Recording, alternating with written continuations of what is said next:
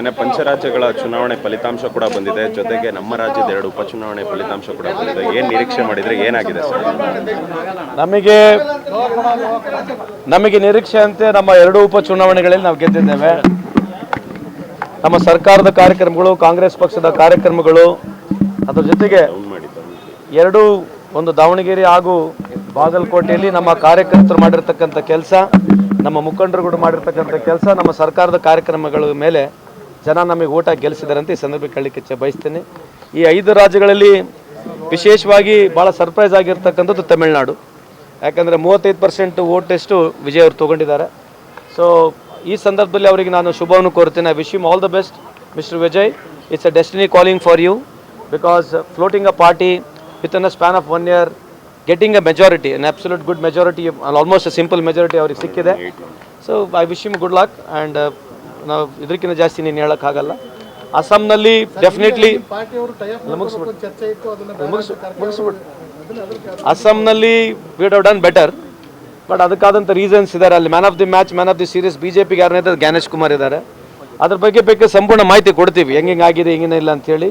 ಅದೇ ರೀತಿಯಾಗಿ ವೆಸ್ಟ್ ಬೆಂಗಾಲಲ್ಲಿ 91 ಲಕ್ಷ ವೋಟ್ಗಳನ್ನ ತೆಗೆದು 27 ಲಕ್ಷ ಆ್ಯಡ್ ಮಾಡಿ ಎಲ್ಲೆಲ್ಲಿ ಬೇಕಾಗಿರ್ತಕ್ಕಂಥ ಸಂದರ್ಭದಲ್ಲಿ 5,000 ವೋಟು, 15,000 ವೋಟು, 25,000 ವೋಟು, 30,000 ವೋಟು ಈ ರೀತಿ ತೆಗೆದು ಎಲ್ಲಿ ಅವರಿಗೆ TMCಗೆ ಸೋಲಿಸ್ಬೇಕಲ್ಲಿ ಸೋಲಿಸ್ತಕ್ಕಂಥ ವ್ಯವಸ್ಥೆ ಮಾಡಿದ್ದಾರೆ.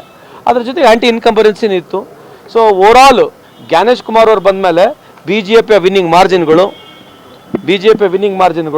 ವೋಟರ್ ಲಿಸ್ಟಿಂದ ವೋಟ್ ಹೋಗ್ತಕ್ಕಂಥದಕ್ಕೆ ಮುಂದಾಳತ್ವ ತೊಗೊಂಡು ಇವತ್ತು ಬಿ ಜೆ ಪಿಯವರು ಯಾವ ಬಲದ ಮೇಲೆ, ಯಾವ ಪಾಪ್ಯುಲಾರಿಟಿ ಮೇಲೆ, ಯಾವುದು ಕೆಲಸದ ಮೇಲೆ ವೋಟ್ ಕೇಳಬೇಕಾಗಿತ್ತು ಅದು ಬಿಟ್ಕೊಂಡು ಜ್ಞಾನೇಶ್ ಕುಮಾರ್ನ ಮುಖಾಂತರ ಈಗ ವೋಟನ್ನು ಫ್ರಾಡ್ ಮಾಡಿ, ವೋಟರ್ ಲಿಸ್ಟ್ನ ಫ್ರಾಡ್ ಮಾಡಿ ಗೆಲ್ತಕ್ಕಂಥ ಒಂದು ಪ್ರಯತ್ನ ಮಾಡ್ತಾ ಇದ್ದಾರೆ.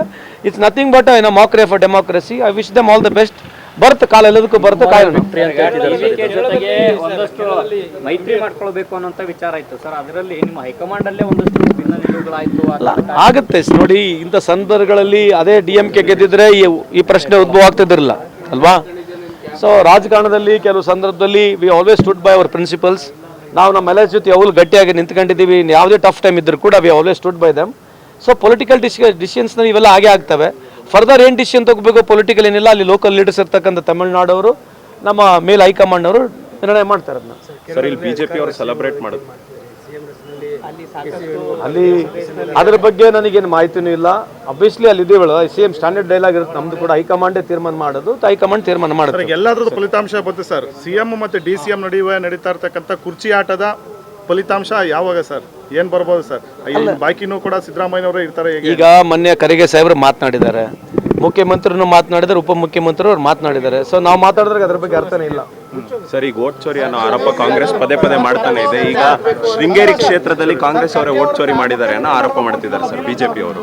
ಅಲ್ಲ, ಈಗ ಇದು ಬ್ಯಾಲೆಟ್ ವೋಟ್ ಏನಿದೆ ನಿಮಗೆ ಗೊತ್ತಿದೆ. ಬ್ಯಾಲೆಟ್ ವೋಟ್ನಲ್ಲಿ ಏನಾಗುತ್ತೆ, ರಿಜಿಸ್ಟರ್ ಪೋಸ್ಟಲ್ಲಿ ಬರುತ್ತೆ, ಪ್ರಿಫರೆನ್ಷಿಯಲ್ ವೋಟ್ಸ್ ಇರುತ್ತೆ. ಆ ಪ್ರಿಫರೆನ್ಷಿಯಲ್ ವೋಟ್ಸು ಯಾರಿಗಾಗಿದೆ ಅಂತ ಆಲ್ರೆಡಿ ಕೌಂಟ್ ಆಗಿತ್ತು.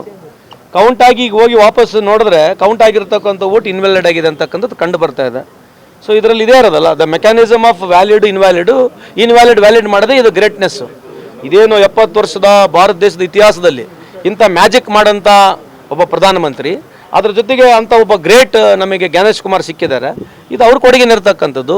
ಇದು ಸ್ವಲ್ಪ ದಿವಸ ಕಾಲಾವಕಾಶ ಅವ್ರಿಗೆ ಮಜಾ ಕೊಡ್ಬೋದು. ಯಾರಿಗೆ BJP ಮಜಾ ಕೊಡ್ಬೋದು, ಅವ್ರು ನಗ್ತಿರ್ಬೋದು, ನಮ್ಮನ್ನು ನೋಡಿ ಗೀಳೆ ಮಾಡ್ತಿರ್ಬೋದು, ಮಜಾ ಕೊಡ್ತಿರ್ಬೋದು. ಮಜಾ ಇರ್ತಕ್ಕಂಥದ್ದು ಅವ್ರಿಗೆ ಮಾತ್ರ, ಜನಕ್ಕೇನಲ್ಲ. ಇದು ಈ ಪ್ರಜಾಪ್ರಭುತ್ವ ವ್ಯವಸ್ಥೆಗಳಲ್ಲಿ ಈ ರೀತಿ ಮಾಡಿ ಗೆಲ್ತಕ್ಕಂಥದ್ದು ಇದು ಅವ್ರು ಭಾಳ ಗ್ರೇಟ್ ಅಂತ ಅನ್ಕೊಂಡಿದ್ರೆ ಮುಂದೆ ಅವ್ರಿಗೆ ಅರ್ಥ ಆಗುತ್ತೆ ಇದ್ರ ಬಗ್ಗೆ. ಸರ್, ಈಗ